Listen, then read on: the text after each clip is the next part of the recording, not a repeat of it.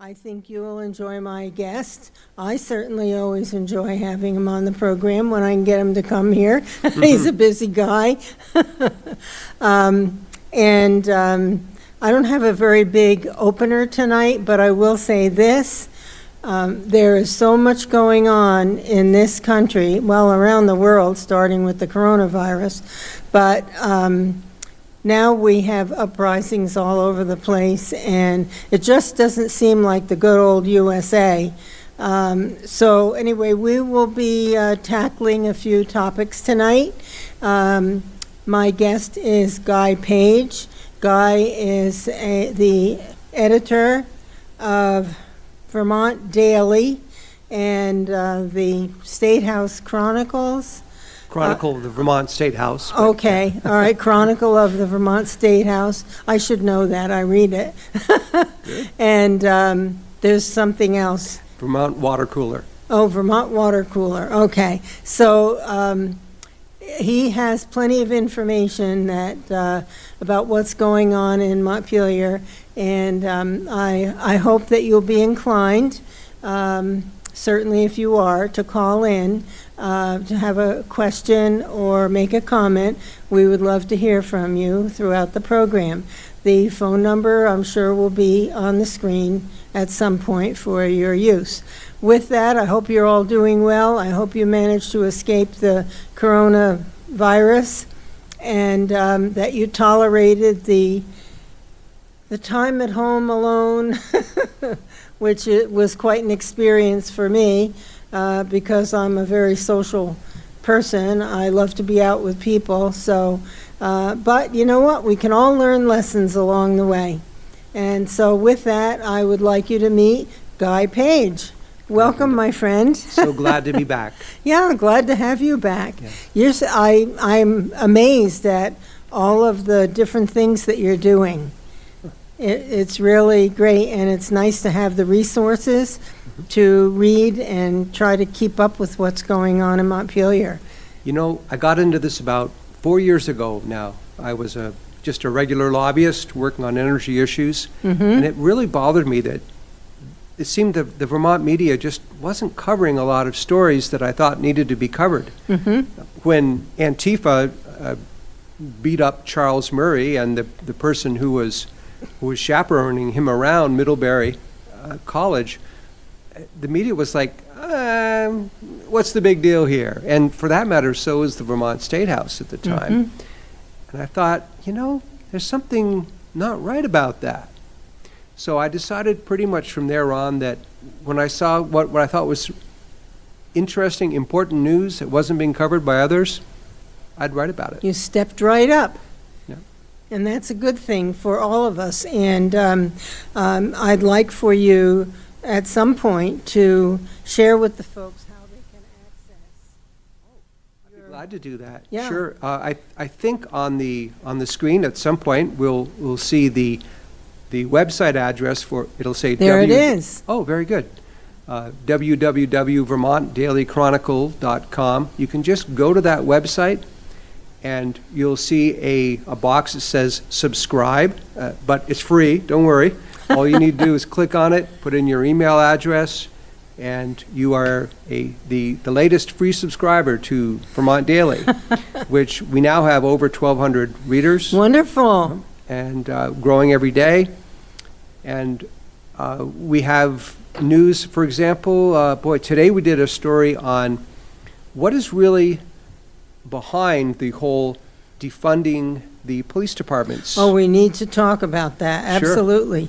Sure. So we can talk about that. I also publish a paper when the legislature's in session, which this year seems to be pretty much all the time so far. I bet you're glad you aren't in the legislature this year. Oh, Linda. yes, I'm very glad I'm not anymore. Those poor legislators, they don't have a life, really. They spend 6 to 8 hours a day looking at their computer screens, and they will be doing that probably through October. Zooming, yes. Can you imagine? No, thank you very much. No, I can't. But I publish an actual newspaper. That's something that's actually printed on paper. I don't know if you remember those, Linda, these Yes, newspapers. I've seen them, yes. Yes. They're wonderful, actually. So I published one of those, and that's when the session's in regular session, we do that twice a month. And that's really all about what's happening in the State House and what it means to people, the folks back home. Well, it's great that you're doing that, because what other mechanism is there for people to really have an understanding of what our elected officials are doing in Montpelier? Mm-hmm. And to get a sense of what's going on and how it affects all of us. That's right. I had a lot of fun with the last issue. I sent out a survey to every town clerk in the state of Vermont, and I said, what do you think of this voting by mail Oh, yes. idea? And do you think it'll work? Do you think fraud's a possibility? What do you think? And about half of the town clerks who responded, and I think I got 28 responses, said, we have some real concerns about this. We're not really sure it's going to work. Some of them said, yeah, fraud could really happen here. So when you have half the town clerks who respond, kind of red flagging it to some degree, or at least expressing a real concern. I do hope the legislature, which is now actively considering this for the second time this year, I'm sort of hoping that they're paying attention to what the town clerks are saying, because they're the ones who will actually have to do it. Do you happen to recollect whether those responses from town clerks came from smaller communities or bigger cities? I think that would be interesting. Most of them were from smaller towns. That's what I figured. That's right. Yeah. In fact, Franklin County was the one county we had no responses from. No kidding. Which really surprised me a lot. But we had from Norton to Vernon to Arlington, it was all over the place. Groton, we had St. Johnsbury, Berlin and Barry both responded. And even from like a town like Charlotte, which is a very affluent, very very wealthy town, and quite liberal, their town clerk was, this is a terrible idea. We do not want to see this. Well, it is a terrible idea in my not so humble view. Because one of my thoughts is probably not novel, but if the state sends to my mailbox, which is out on the road, a ballot, and somebody comes along and pulls it out and fills it in the way they vote and sends it in, and I end up not getting one and probably calling, whoever sent them out to let them know I didn't get one. But the other big problem, Guy, is that we know that many of our town checklists contain the names of formerly registered voters who may be now deceased or may have moved out of the state. Right. And yet someone could perhaps grab a ballot that came there Sure. and vote. That's right. I can imagine some apartment in Burlington that gets 5 ballots sent to it, and maybe the person who actually opens it knows them. Maybe he calls them up and says, hey, so how do you want me to vote for governor and president? Oh, okay. Who knows? The possibilities are endless. And this is really interesting, Linda, and very sad. The Senate Committee, Government Operations, talked about this, and they repeated this mantra that says there have been no proven demonstrations of fraud in Vermont. They repeated this over and over, but they never asked, is anyone looking, and how are they looking, and how could you possibly look if you're mailing it to a home and the last you see it is when you put it in the mail, and then when it comes back to you? How can you possibly know if any fraud would happen? Exactly.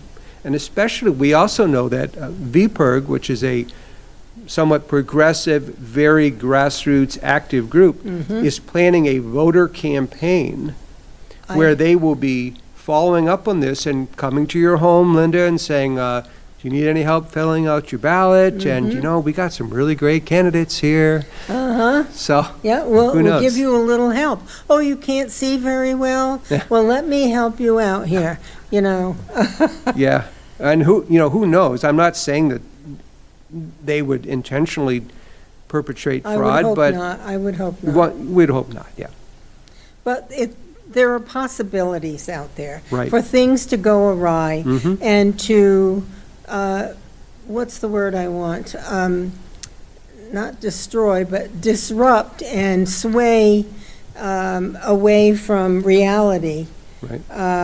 What the actual intent of the voters is. That our right to vote, Guy, is such a precious thing.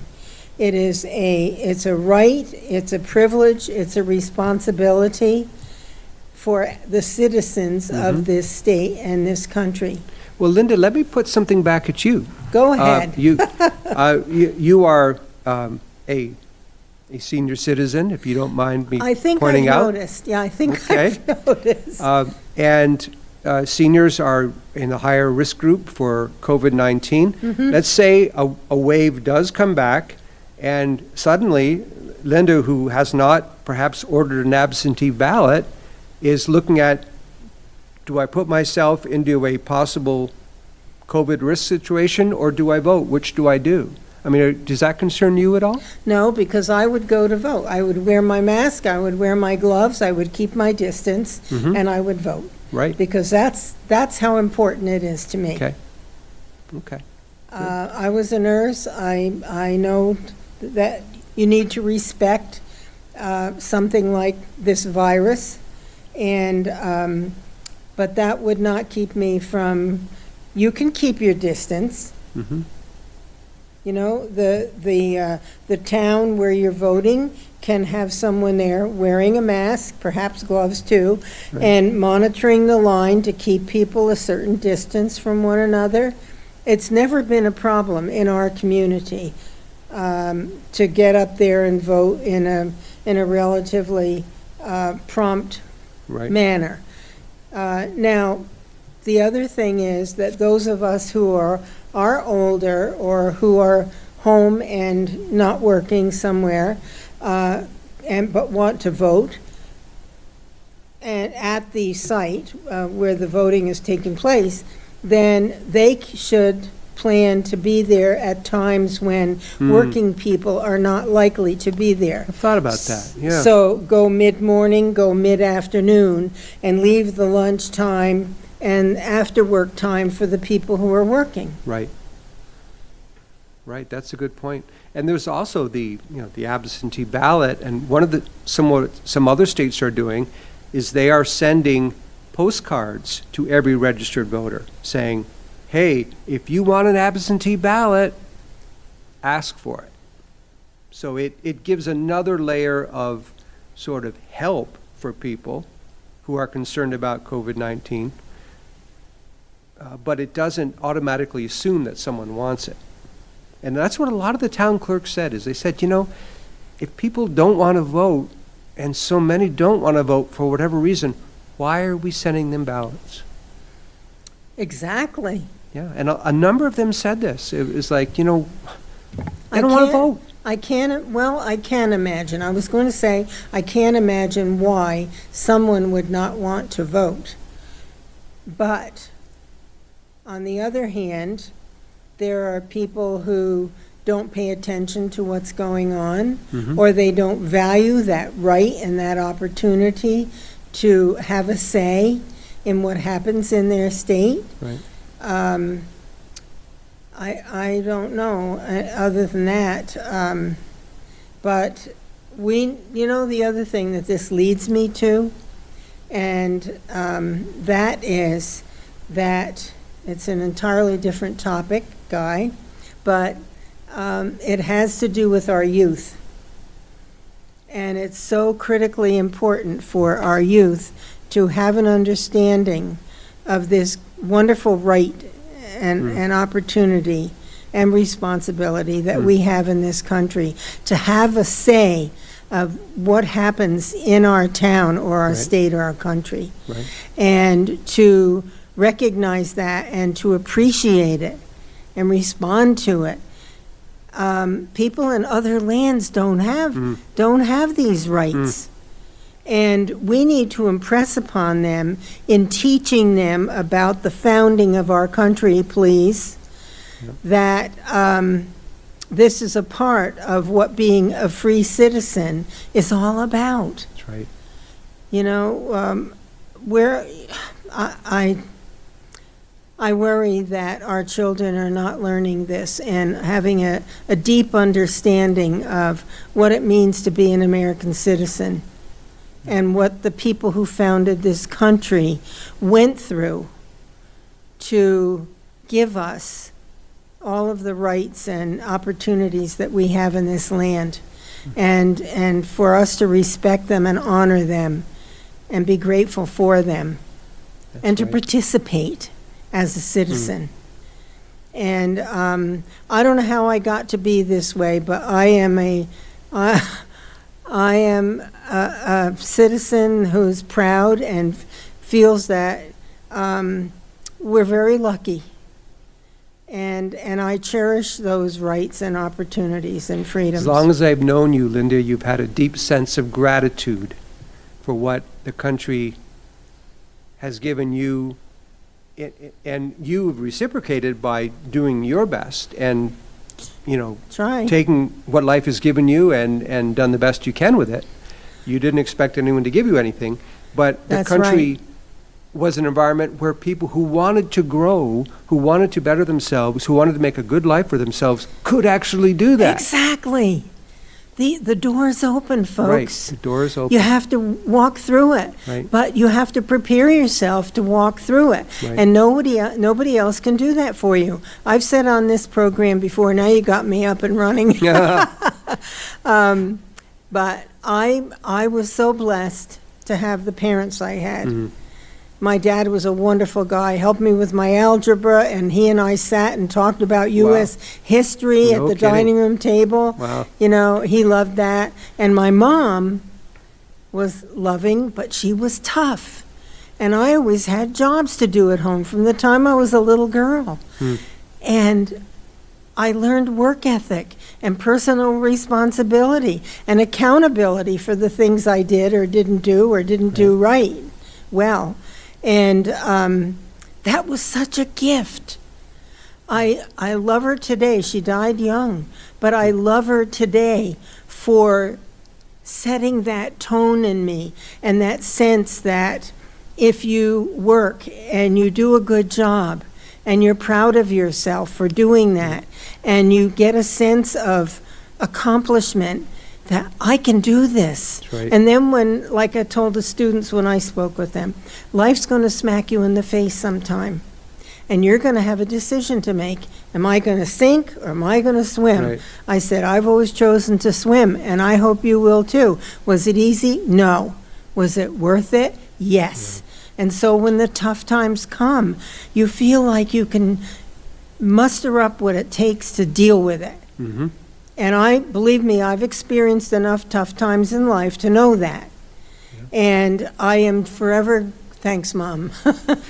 I'm just overly thankful for that upbringing. And I want parents to know, teach your children to have a job and to learn that way about being self-sufficient. So that when you get into school, too, you sit there and you do your assignment. You know, and you do it to the best of your ability. Your teacher can't do it for you. Your parents can't do it for you. That's up to you. Right. You know, one last thing on this rant I'm on right now.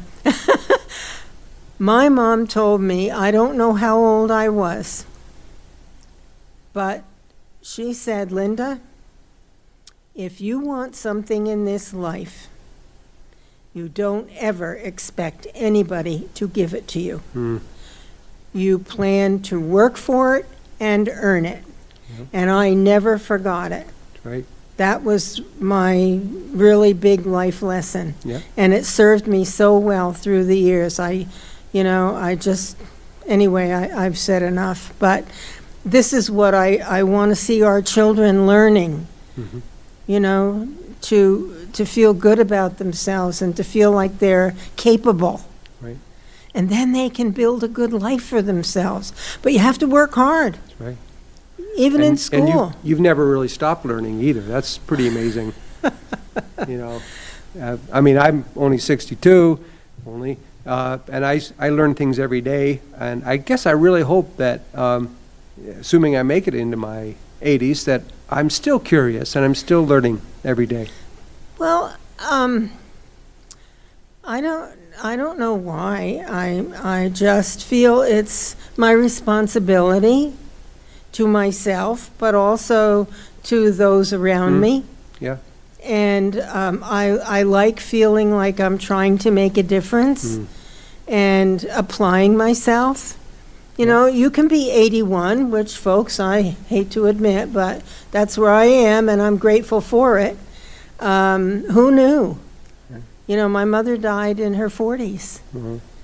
And so the good Lord has blessed me and given me opportunities, which I have gobbled up.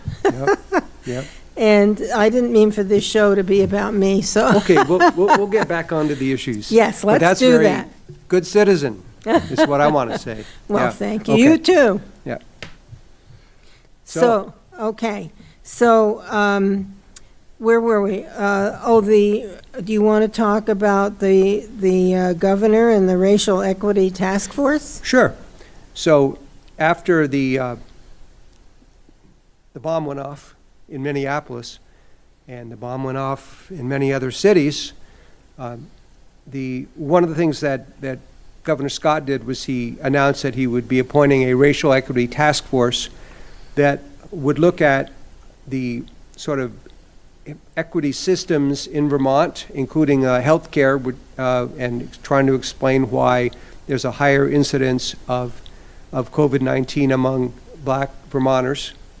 And also, I think the most of concern for some people is finding a better legal pathway to making hate speech a crime, and for in other words, sort of expanding the whole idea of criminal hate speech.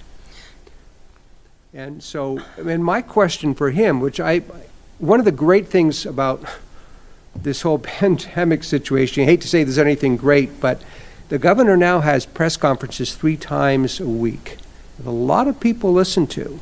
And the press gets to get on there, and, you know, Greg from the County Courier is a regular. Yes, and the St. Albans Messenger people and I call in.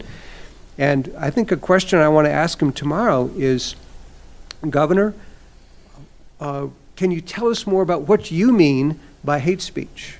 Is this just calling someone a bad name, or is it when you're when you're threatening to kill someone, which is a crime, a speech crime?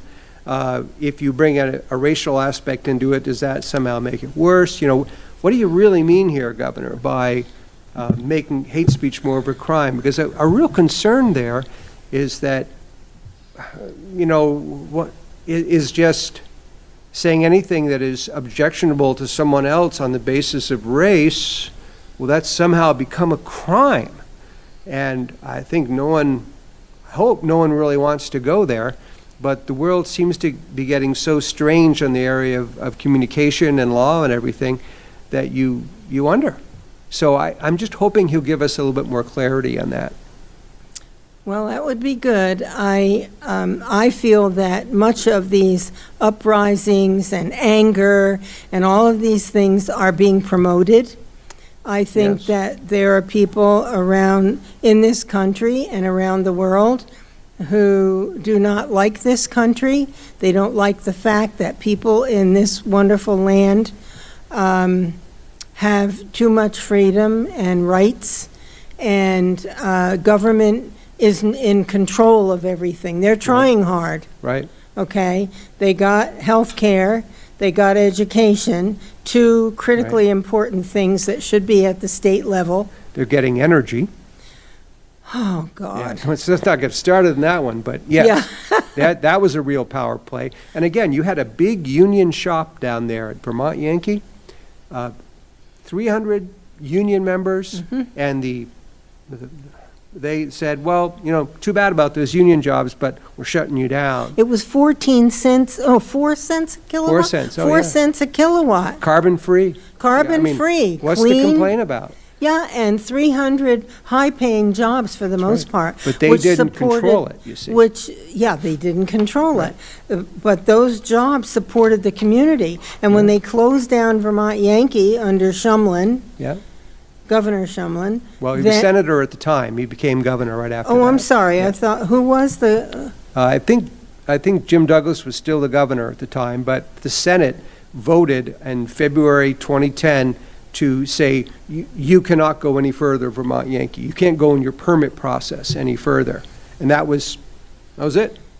Just a couple years later, they had to shut down. Cheap, clean energy, providing hundreds of good-paying jobs that supported that whole area. That's right. That whole area down in, not Vernon, where is it? Vernon. Right. Brattleboro area. Just sank. Yes. Economically. And still has. It has the worst drug problem, the worst drug crime problem, terrible problem with homelessness. The economy has not recovered. In a lot of ways, Windham County is what we used to think the Northeast Kingdom has now become the old, poor, what are you going to do kind of area of Vermont. So tell me, Guy, what were the great positives for this state in closing Vermont Yankee? They got to take over, a couple months earlier, they'd passed a law that subsidized solar power. And therefore, and all under the state control. And the whole solar industry basically kicked off by the former president of VPIRG, of the lobbying group, and started an organization, a business called SunCom, and started installing solar power right and left. So basically because the power is subsidized, you have the state essentially in control and having political simpatico with this industry. So that's another area in which, we've got control of this. And the reason I bring that up is we are now beginning to see this with police. Police in Vermont tend to be unionized, not all of them, but a lot of them are. And we have the defund the police, abolish the police. And some of the sort of leading pundits in Vermont are saying what we ought to do is basically get rid of them all, get rid of all the cops, the ones who are there now, and then retrain them and rehire the ones we want, which is an awful lot like communism. It's if you have a union that you don't like, if you're a big boss and you got a union that's just independent and pesky, what you want to do is you want to fire those guys, you want to get rid of them, and then you hire the scabs. I mean, you hire the new workers. Right? That's essentially what's going on here. They're saying, because those cops, they're for the Second Amendment. Oh, that's terrible. So am I. Me too. They tend to be conservative. Some of those unions actually endorsed Donald Trump. Can you imagine, Linda? Oh, good for them. Yeah. So they're a thumb in the eye of the progressives, and they're saying, these guys got to go. Socialists. They're in the way. Yeah. They're the socialists that want to bring down this country and have government control. You know, when you look at the United States Constitution and you look at the article, I'm not sure if it's Article 5 or not, I should know that, but Article 6 maybe, that outlines the role of the federal government in the United States of America. There is absolutely no mention of education or health care. Right. All powers shall devolve to the states or something like that. Yes, the state or the people. Right. But not the federal government. The founders were very, very careful not to overly empower the federal government so that the people would lose their individual rights and their own individual power. and the states as well. That's right. And the founders knew that if we are not vigilant as citizens, we don't pay attention, and we don't get involved in government, that we will lose our rights. And as you watch, and I watch, because we pay attention, and hopefully a lot of folks who are watching pay attention too to what's happening, we're getting more and more effort by government, big government, this national government, to control, or at least certain entities are pushing for this. The ones, Right. Not our president, but people who want to bring this country down. The globalists, Right. the United Nations, the World Health Organization, all of these entities just want to bring us down because we're a thorn in their side. In fact, what you're seeing is with the current administration rolling back regulations, Yes. you have some states like Vermont saying, oh, we need to change our constitutions, we need to make more regulations because the feds aren't doing it anymore. So there's real pushback against this. Well, I say, God bless our law enforcement, our police officers, our sheriffs, our military. These are all people that we depend on for our safety and security. Right. Yes, there may be an occasional bad apple, and what happened recently in Minnesota was horrible. Definitely, and that officers should pay the appropriate price for that. Yep. But by and large, these people who are there to protect us are good people, and they're Right. hardworking, dedicated people to the cause that they are protecting. That's right. And to take one incident and try to change the whole system is ridiculous. You were a nurse, right? That's correct. Well, in the healthcare field, there was a doctor up at the University Medical Center who used his doctor position to install little cameras in the restrooms so he could be a voyeur and a peeping Tom. This happened a couple months ago. So therefore, we need to get rid of doctors because he did something wrong. Well, obviously, that's ridiculous. Of I don't course. really think that. But it's that kind of mentality. Now, what you could say is maybe we need to talk to our doctors to make sure that they're not doing that. We need to look at our systems to make sure that people's privacy is protected. Absolutely. We need to take care of what is a recurring problem of cops shooting people when they shouldn't do it. I mean, that it does happen, and we need to do something about that. Well, it But- happens the other way, too. Yes, it The does. criminals shoot the cops. Yes. But that's okay, huh? Well, no, that's not okay. Oh, I see. Yeah. Yeah. And that is a good point. And sometimes I was thinking about this today, knowing I was coming on the show, Linda, and I was thinking that really the focus here is too narrow. That all we're looking at is what do we do about the bad cops, and what do we do about the cops?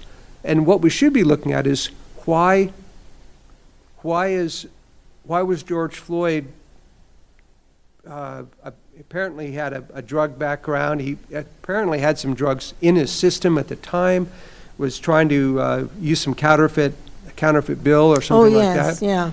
And so what's up with that? And why do we have that problem? And what can we do about that? And Barack Obama, of all people, I'll give this man credit for something, Linda, that he preached what he practiced. And what he practiced was being a good dad, and he actually preached to the black community. He said, you know what? We have a huge problem, and it's called fatherlessness. That's true. And this is me talking as the entitled white guy. This was Barack Obama. Oh, you're entitled? Well, okay. We have Yeah. labels put upon us. Right. I don't feel entitled. Whatever I have, I worked for. Well, I'm just saying from another point of view. There are Yes, people I look at me know. that way. I know. But this was Barack Obama saying, look, the black community has got a real problem here with fatherlessness. And that, one thing that a guy does, that a dad does, is when that young man starts lipping off and getting out of line, no, you can't do that. Right. And this is what dads do. And you don't have, it doesn't have to be anything violent, but it has to be, well, first of all, you need to start out, like I said earlier, raising your children with standards and family rules, the things that these are acceptable in this family and these things are not. And then as they're going along, if they haven't absorbed that, then there have to be consequences for not abiding by the rules or about respect or, some other, your work ethic, whatever it might be. But if children are not learning this at home, there is such a disservice to them. Yeah. And they grow up angry or lost or just not feeling a sense of purpose.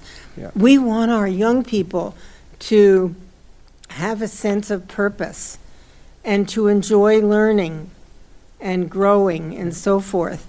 And when you don't have a sense of purpose and you feel you're just floating around and nothing matters and so forth, then what do? You get into drugs or you do something to get attention, something that's unlawful perhaps, to get attention. So we as the adults have a big obligation to set the tone, not to, whip them or anything like that. No, although my mother had a rubber hose that she had to use once or twice. That was it. I knew better after that. And she was not tough with it, but I learned. Yep. And I feel that I feel badly for a lot of the young people who are not being taught these principles of life. Me too. So as far as the police go, I think they're fantastic in general, and I think we should have a big event in St. Albans to honor our law enforcement. In fact, what a great idea. Yeah. Yep. Yeah. We ought to do that around the state. Yeah. I just published an op-ed by a woman named Rebecca Bushway-Bissonette, who's a former EMT from Colchester, who said, you want to know about the cops I work with, the cops on my team, my police officers, because they work a lot with police. And she said, these are the people who hold the hands of a terrified teenager who's just had an accident. These are the people who have to bring the word about a child's suicide to parents. These are and she went through about 20 different things, says, this is who I work with. Yes. And that's all part of it too, along with the recognition of the troubles and the bad apples and the things that need to change. There's also that.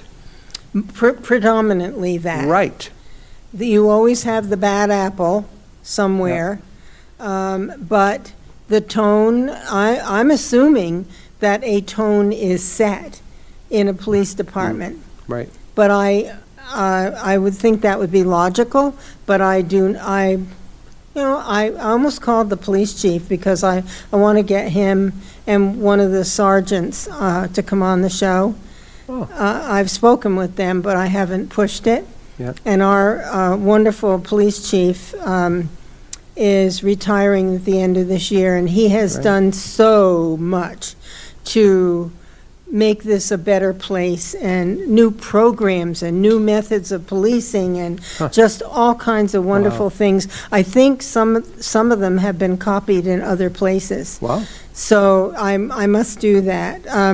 Now, time moves along quickly. Yes, it does. So you wanted to talk about the state's finances, I think. Oh, yeah. Okay. Very concerning what's going on. I guess. We need to realize that in addition to getting some federal dollars into the state, I'm not certain what the average amount is or portion of the total budget. I don't know, maybe you know that. But on the on the other end, it's we, the people, the workers, who make up the difference. Mm-hmm. And it's getting tougher and tougher in Vermont. You have no idea how many people I know who are getting ready to exit. And they're people who pay taxes. Mm-hmm. So we're shooting ourselves in the foot. And you mentioned unions before. We have the municipal and all government employees. Maybe you can answer something for me that I don't know for sure, but I watched something over there and I lost my train of thought. That's what happens when you're The my pensions, age. maybe? Is that what you were going to ask about? Yes, Okay.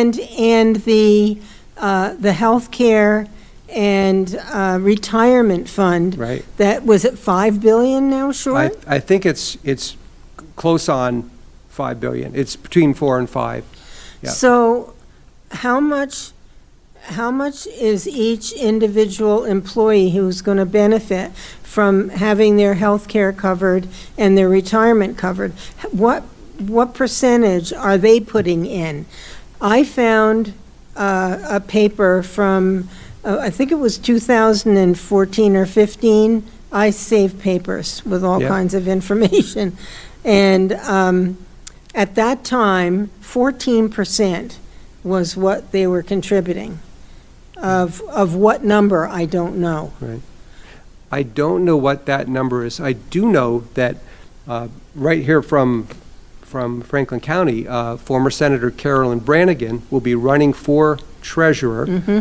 And she says, look, the current treasurer has tried for many years to solve his pension problem. It hasn't happened. And she wants a crack at it. She wants to see what she can do about resolving that Yes. pension problem. Yes, Carolyn is a former school principal.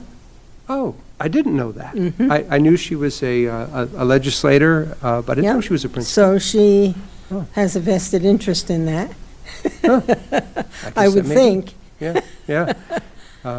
So that is a huge problem. Another gigantic problem is because of the lockdown, our state revenues for next year's budget are $430 million in the hole. Mm-hmm. That's one estimate. And so the legislature said, look, we don't really know what the revenues are going to be.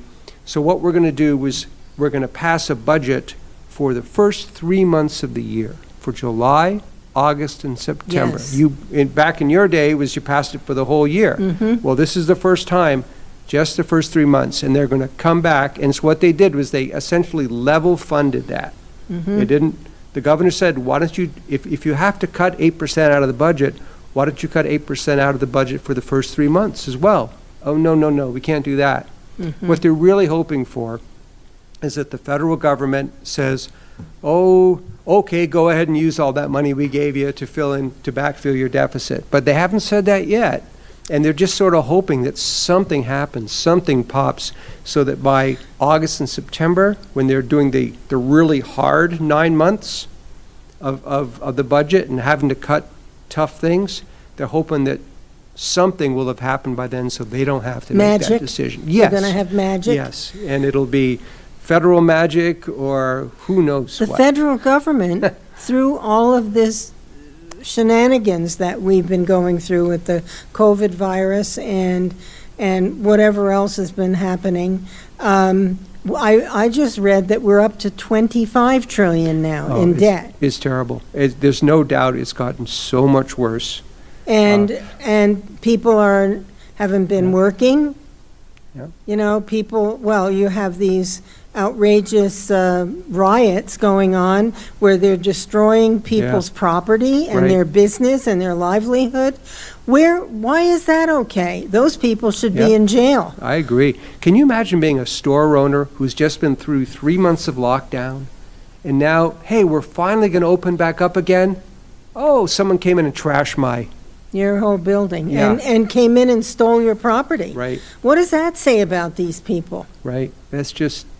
Yeah, I hope that the police are all over this, and I know some people are being arrested, But that is what a terrible thing to do, not only to those business people, but to the community around it and to the Absolutely. economy and the budgets, and what a terrible thing. Well, they're hired to do a job. That's the way I look at it. Yep. And they did it. I'm concerned about the financial picture in the state of Vermont, as I'm sure a lot of people are. And one place we can look where nobody seems to want to look is at what we're spending per pupil.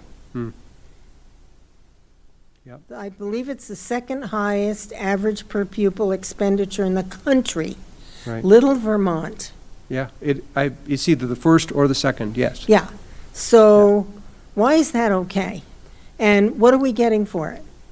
Well, good question. You know, we need to look at expenditures and outcomes.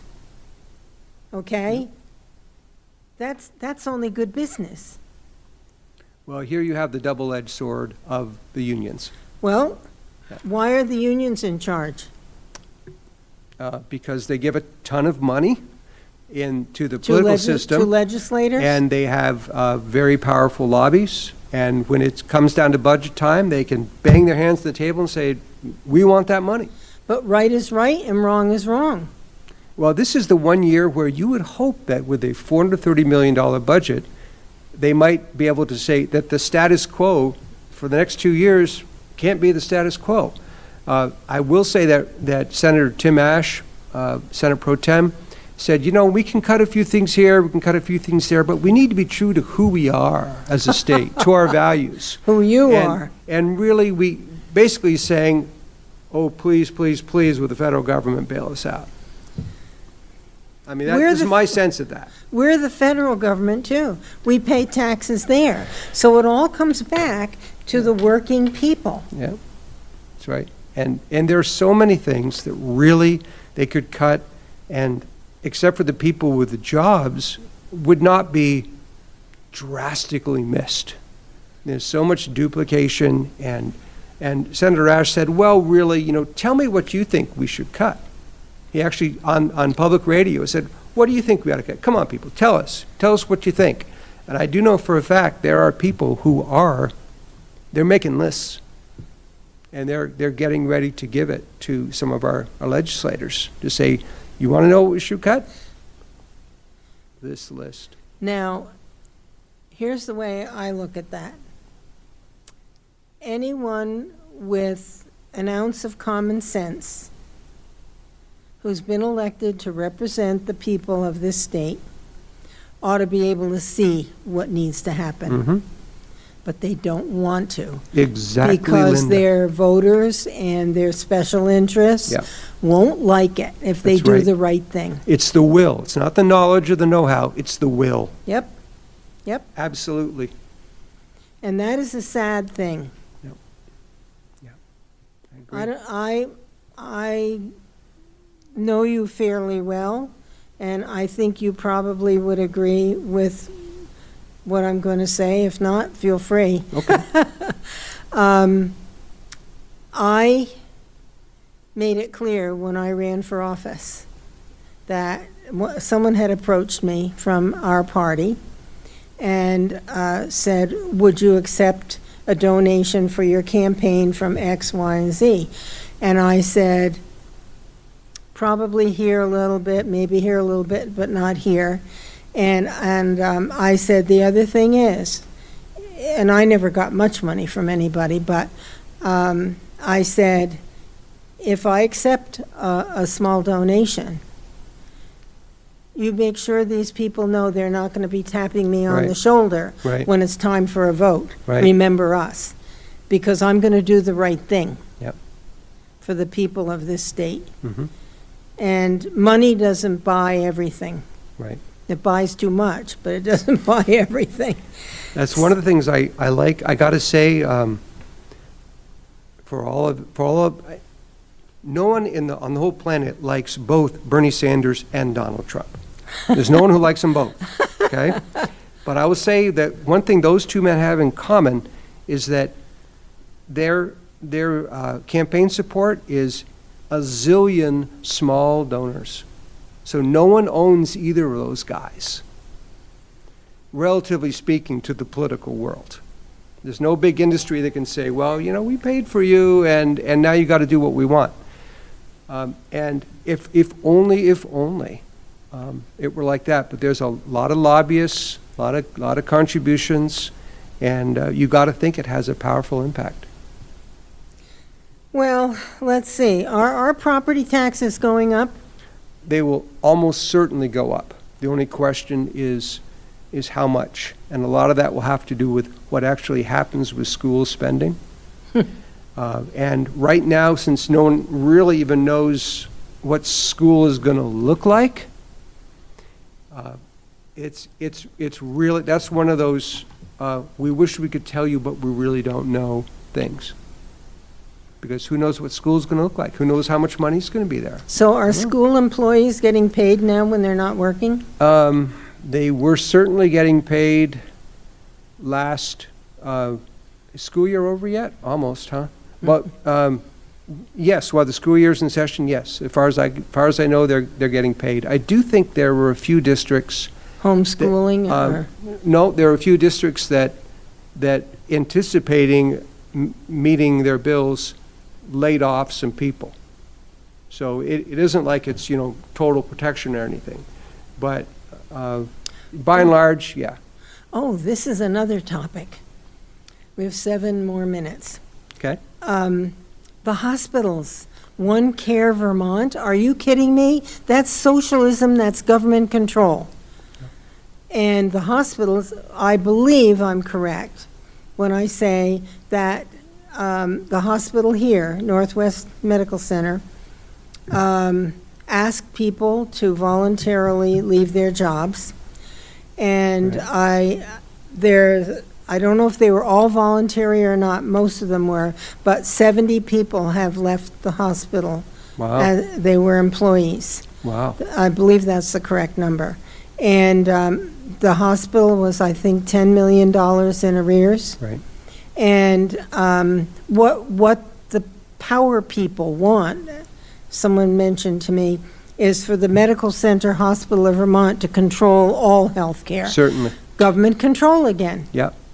That's So right. where do we come in? Where do we have choices and opportunities? And if you want to go to your private doctor, well, he's no longer there because he can't afford the overhead for his building and his insurance and his employees and equipment and everything. So what have they done? They've either retired, moved out of state, or they're working for the hospital. One of the things that you can do is that, for example, here in St. Albans, these decisions ultimately are made in the legislature. Okay, it The sort One of tracks Care back. Vermont. Yeah. Yes, it's there's regulatory boards and everything, but ultimately the character of the legislature determines what kind of health care we get. So there are races, I know, in the city of St. Albans, the town of St. Albans, where there's a real choice there. So people have to, say, okay, we will vote on this issue, we'll vote on this group of issues, and we're going to be educated, and we're going to vote for what we think is best. I mean, ultimately, that and the vote for governor is the most influential thing that a citizen can do. Well, I like a nice conservative governor. I tell you, Dream Linda, on, Linda. we could do, in terms of the money things, the money issues, if we didn't have our current governor right now, there would be no one saying no to a carbon tax. There would be no one saying no to a lot of things. Oh. You know. Okay. So he is, for all the grief that I give him plenty of grief in my column, but he does for fiscal concerns and for this sort of climate change mania, he's actually a pretty good governor, I think. Okay. what, you just brought up something that The struck. carbon tax? Yeah, well, it has to do with property. They want to now control, what are they calling it? Where all property would belong to. This was fascinating, yes. There was it's not going to happen this year. Oh, Okay. isn't that nice? Yeah. The Senator Bray from Madison County proposed changing the state constitution, saying all natural resources are the common property of the state of Vermont. And people went, are you kidding? That sounds like the Russian constitution or something. And he said, well, that's really, I interviewed him, and he said, that's really just to keep the evil Trump administration from rolling back all of our environmental regulations and giving us something to stand on.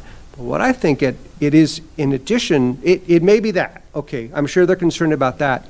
But also, you have, do you remember, Linda, President Obama had the Clean Power Plan that was going to basically say all coal plants, shut down. All gas plants, shut down, and let 1 million windmills grow. Now, I mean, I'm Yeah. overstating it, but Yeah. that's kind of what it was. Yeah. You know why that died? Because the Supreme Court said the Constitution did not support it.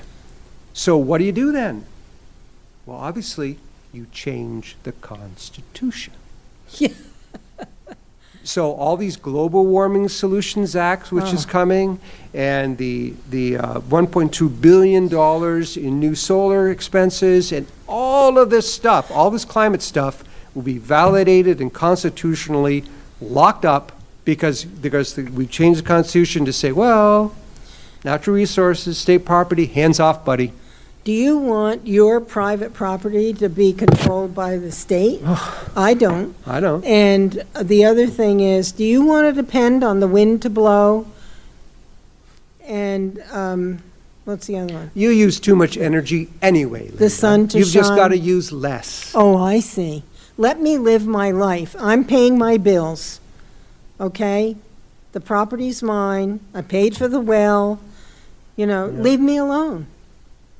Well, he would say, the water that runs, the brook that runs through your property is not actually yours. Yeah. It's running water. The butterfly that flies over your grass, that's not yours either. So really, Maybe this is sort of the same thing. Maybe the butterflies like me. Maybe the birds at my 2 bird feeders like me. Or at least they like Right. the bird feed, right? Right. This is all just Yeah. manufactured. It's making money for the solar people That's and for the sure. wind people, and the heck with the people at large.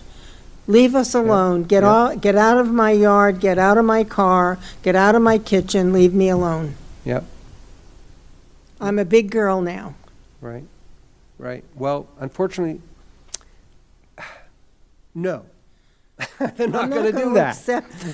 As long as they're there, they're not going to do that. Well, we have to get rid of them and elect some people who have a bit of logic. One would hope that would happen. Yeah, well, people stand up and get out there and run for office, please. Stand up and let's get rid of all this nonsense. We're down to about 35 seconds, so Okay. I want to thank you so much. I'm going to have you back if you'll Good. come, because I have a whole page here of things that we didn't even get to. Okay. Maybe I should have kept more quiet. And No. This has been really good. This is about The our peop- lives, too. Our lives and the lives of the folks who Yeah. are sitting at home paying attention.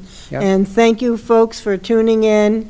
And I just really thank you so much for making the trip here, Guy, and it's great to see you. You, too. And come back again soon. You bet. Okay. Good night, folks. Have a good week. See you next week.